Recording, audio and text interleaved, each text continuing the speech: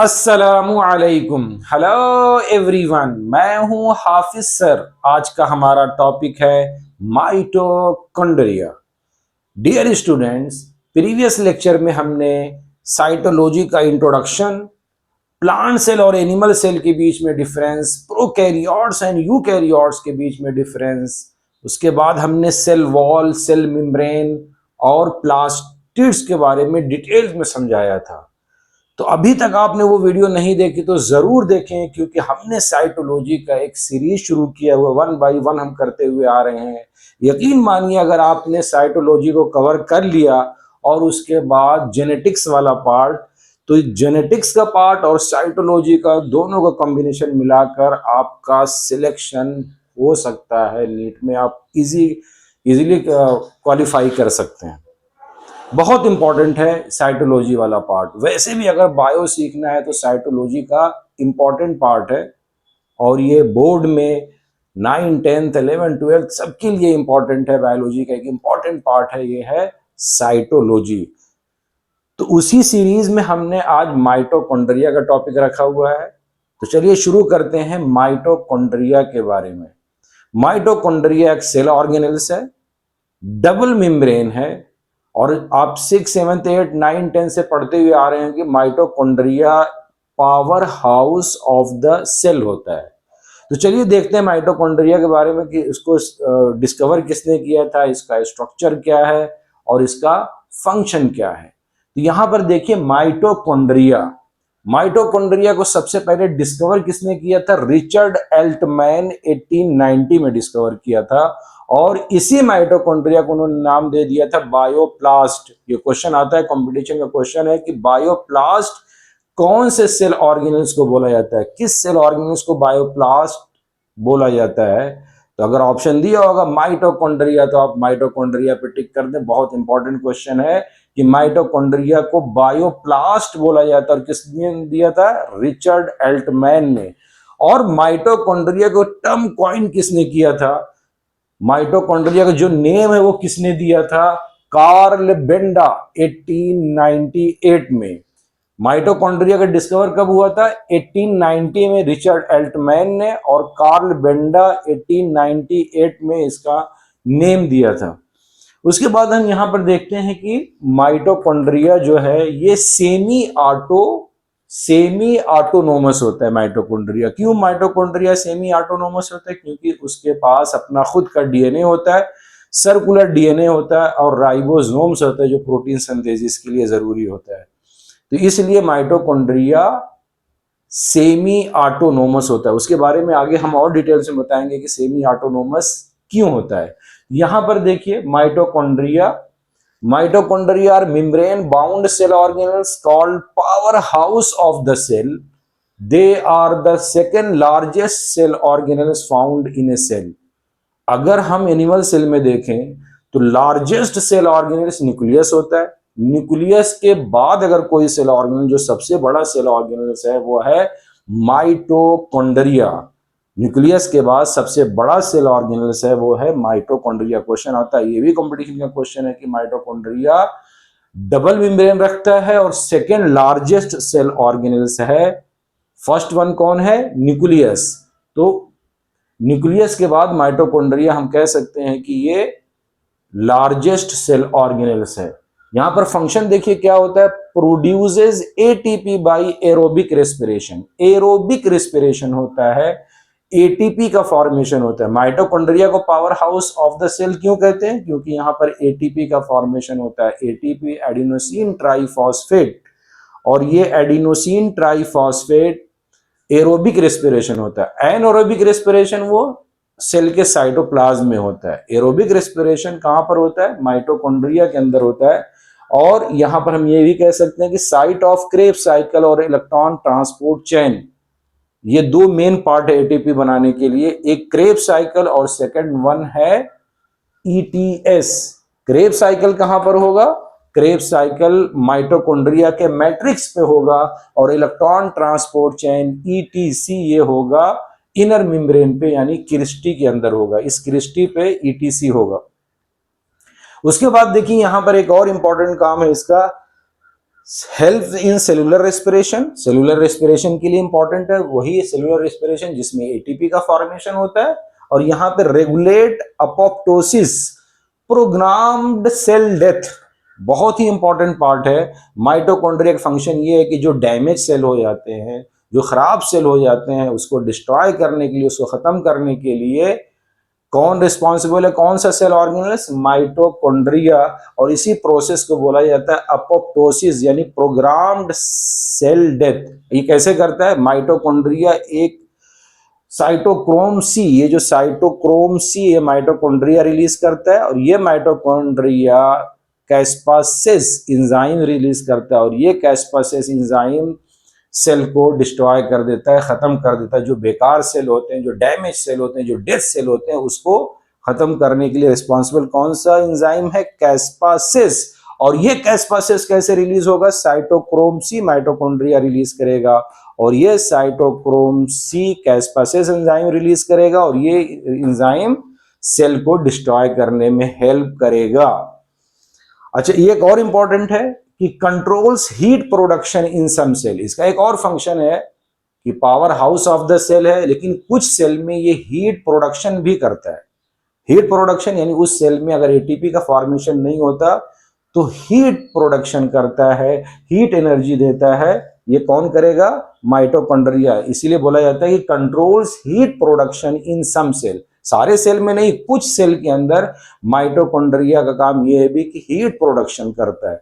उसके बाद देखिए इसका एक और important, supplies energy for all activities. Body के अंदर जितनी भी एक्टिविटीज होती है, सेल की एक्टिविटीज होती है, वो माइटोकॉन्ड्रिया रिस्पॉन्सिबल है। और माइटोकॉन्ड्रिया सेल्स कैन नॉट, देखिए यहां पे supplies energy for all activities, cells can not survive without mitochondria. कोई भी ऐसा सेल नहीं है कि without mitochondria possible animal cell में। माइटोकॉन्ड्रिया अगर नहीं है तो सेल डिस्ट्रॉय हो जाएगा, सेल की कोई सेल सर्वाइव नहीं करेगा, या ये कह सकते हैं कि लाइफ सर्वाइव नहीं कर सकता। क्यों? क्योंकि माइटोकॉन्ड्रिया एटीपी बनाने में हेल्प करता है, और एटीपी क्या होता है? एनर्जी होता है, जिस एनर्जी से बॉडी का फंक्शन चलता है, पूरा प्रोसेस चलता है, वो कौन बनाता है? माइटोकॉन्ड्रिया। तो without mitochondria cell can not survive. उसके बाद देखिए हम आ जाते हैं स्ट्रक्चर के ऊपर। माइटोकॉन्ड्रिया का स्ट्रक्चर है, इस स्ट्रक्चर के बारे में जानना जरूरी है, क्योंकि इस स्ट्रक्चर में जितने भी पार्ट हैं सबका एक स्पेसिफिक फंक्शन है, उसके बारे में जानना जरूरी है। यहां पर सबसे पहले देखिए सेल स्ट्रक्चर में आउटर मेम्ब्रेन। यहां पे देखिए ये आउटर मेम्ब्रेन है। आउटर मेम्ब्रेन कैसी होगी? स्मूथ आउटर मेम्ब्रेन होगी, स्मूथ आउटर मेम्ब्रेन होगी, परमिएबल होगी। यहां पे देखिए smooth and permeable, allows small molecules to pass. इसी आउटर मेम्ब्रेन से जो स्मॉल मॉलिक्यूल्स होंगे वो उसको पास करने देगी। कौन? आउटर मेम्ब्रेन माइटोकॉन्ड्रिया की। उसके बाद देखिए इनर मेम्ब्रेन। इनर मेम्ब्रेन के बारे में जानना जरूरी है, बहुत ही इंपॉर्टेंट पार्ट है। यहाँ पे देखिए इनर मेम्ब्रेन, ये इनर मेम्ब्रेन फोल्डेड होती है, और इस फोल्डेड को हम बोलते हैं कि फिंगर लाइक प्रोजेक्शन। ये कैसा है? Finger like projection. देखिए यहाँ पर फिंगर लाइक प्रोजेक्शन है, ये फिंगर लाइक, ये फिंगर लाइक, ये सब फिंगर लाइक प्रोजेक्शन है। और इसी फिंगर लाइक प्रोजेक्शन को हम बोलते हैं क्रिस्टी, क्रिस्टी बोला जाता है। और इसी क्रिस्टी पे ऑक्सीजोम होते हैं, लॉलीपॉप लाइक स्ट्रक्चर होता है जिसको हम बोलते हैं ऑक्सीजोम। और ये ऑक्सीजोम ईटीएस करने में हेल्प करता है, इलेक्ट्रॉन ट्रांसपोर्ट चेन, जो एटीपी का फॉर्मेशन होता है उसको बनाने में ये हेल्प करता है ऑक्सीजोम। तो क्रिस्टी देखिए यहाँ पर inner membrane folded to form cristae, जो फिंगर लाइक प्रोजेक्शन, इसलिए उसको हम क्रिस्टी बोलते हैं। Increases surface area for respiration. ये जो क्रिस्टी है, ये जो फिंगर लाइक प्रोजेक्शन है, इसकी वजह से, ये फिंगर लाइक प्रोजेक्शन है, इसकी वजह से सरफेस एरिया इंक्रीज होता है, और इंक्रीज होने की वजह से रिस्पिरेशन बहुत आसानी से होता है, और बहुत ज्यादा रिस्पिरेशन होता है इस फोल्डेड लाइक प्रोजेक्शन की वजह से। Contain enzymes and electron transport chain. इसमें यानी इस क्रिस्टी में एंजाइम्स होते हैं और इलेक्ट्रॉन ट्रांसपोर्ट चेन में भी हेल्प करता है। तो यहाँ पर आगे आगे हम एक और थोड़ा सा और क्रिस्टी के बारे में समझते हैं, जो इनर मेम्ब्रेन है क्रिस्टी के बारे में थोड़ा और डिटेल में समझते हैं।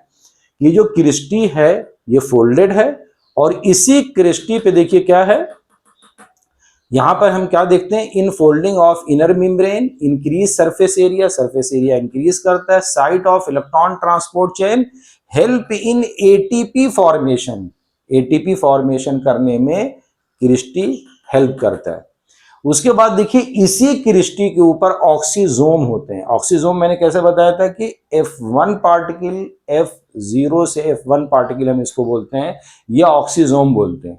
तो oxysome F0 F1 particle small knob like structure present on the cristae, कहां पर होगा, क्वेश्चन आता है कि ऑक्सीजोम कहां पर होगा, क्रिस्टी पे होगा। ये क्रिस्टी पे जो फिंगर लाइक प्रोजेक्शन है, ये नॉब लाइक स्ट्रक्चर है, ये लॉलीपॉप लाइक स्ट्रक्चर है।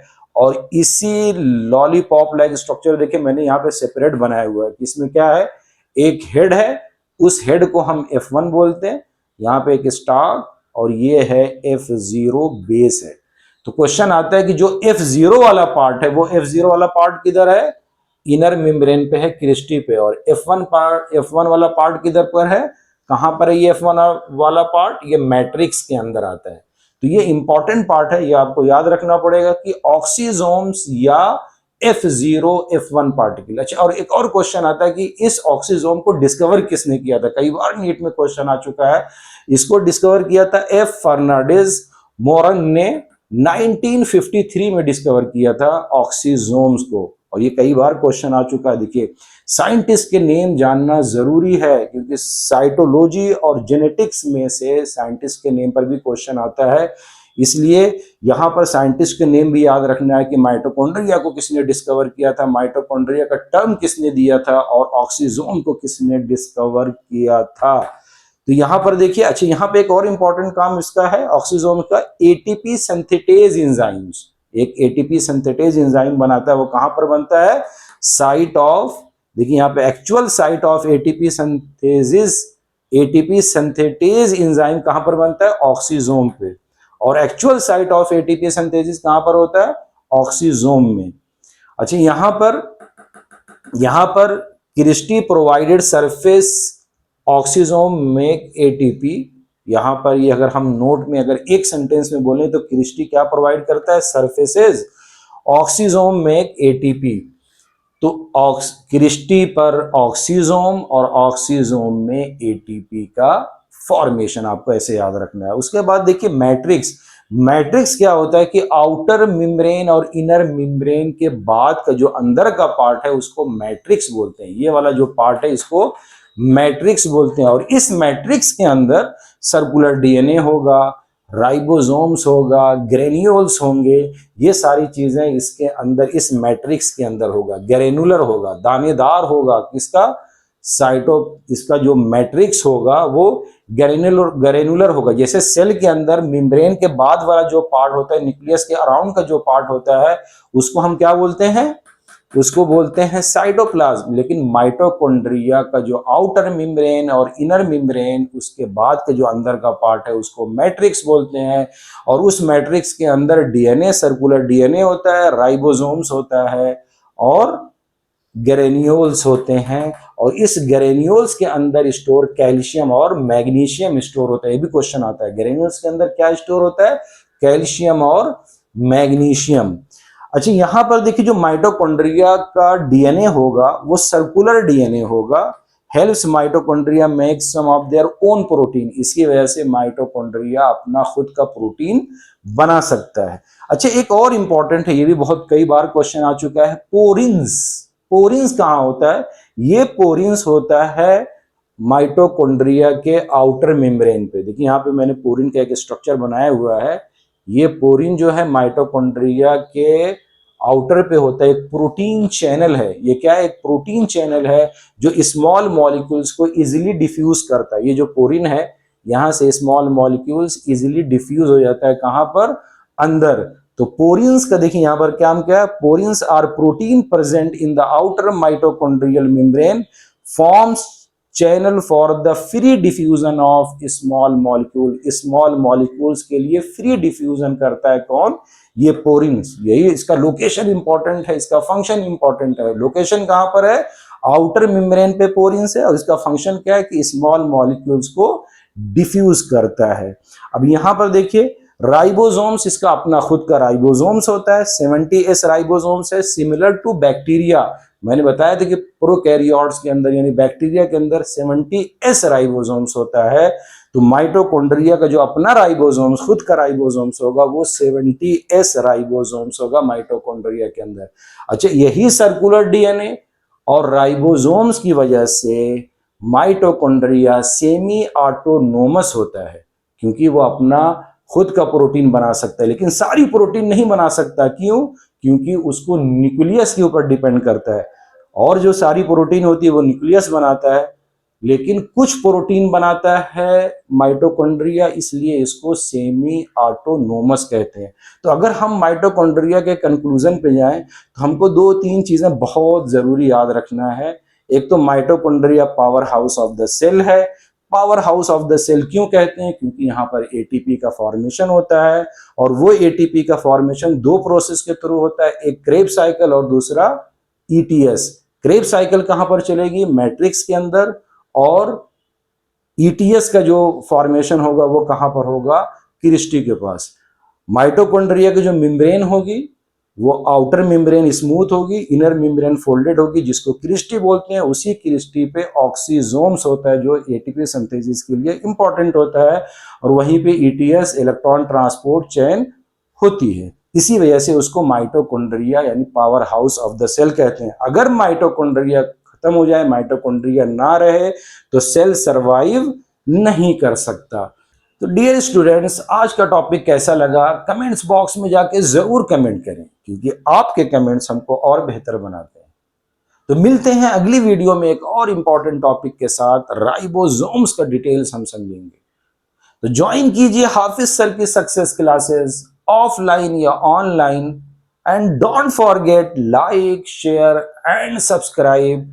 Thank you. आपका अपना हाफिज सर।